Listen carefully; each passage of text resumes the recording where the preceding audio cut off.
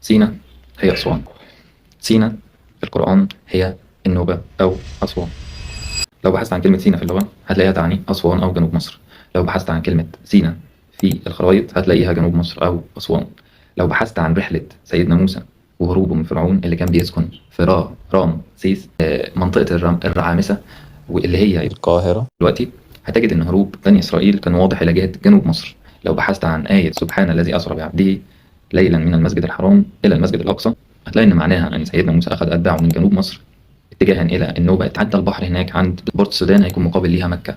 الآية الكريمة اللي بتقول وجوزنا ببني إسرائيل البحر فمروا على قوم يعكفون على أصنام لهم. إن هو مر بالمسجد الحرام أهل مكة، وده دليل آية أسرى بعبده من المسجد الحرام إلى المسجد الأقصى. طب فين هو المسجد الأقصى؟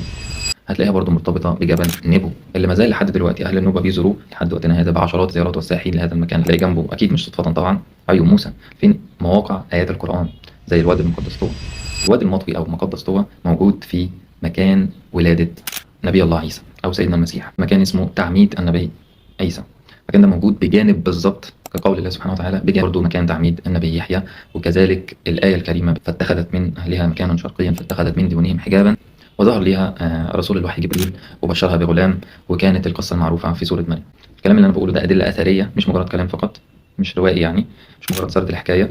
آيات القرآن بترتبط بالمكان ده جدا. هتلاقي هناك لحد وقتنا هذا تذكارات لأهل الكتاب، وهناك لحد دلوقتي تذكار كبير جدا لمقام النبي موسى، المكان اللي نزل عليه مكان الألواح اللي فضلت مع أهل الكتاب حتى بعد ما راحوا لمصر اللي هي اليمن وهبطوا وأكلوا الأكل اللي كانوا بيستلذوه أكتر.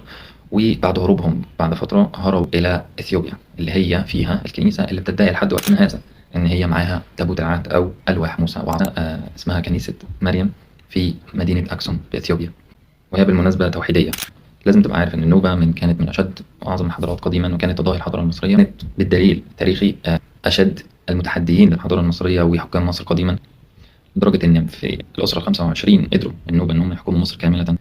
أما فتية إفسس عاشوا 300 سنين وازدادوا 9 وهم أهل الكهف المعروفين في القرآن أيضا، اللي عاشوا في كهف عمان. المكان ده مرتبط بالمسجد الأقصى، واعتزلوا الفاحشة اللي كانت بتحصل والشرك اللي كان بيحصل من الوثنيين على العرب وقتها.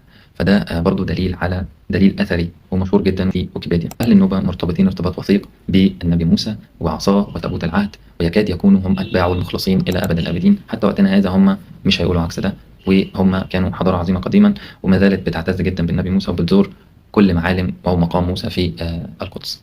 لو حابب تعرف أكتر عن رحلة النبي موسى اكتب لنا في التعليقات، عايزين القصة كاملة. ودي كانت الأدلة الأثرية والتاريخية واللغوية على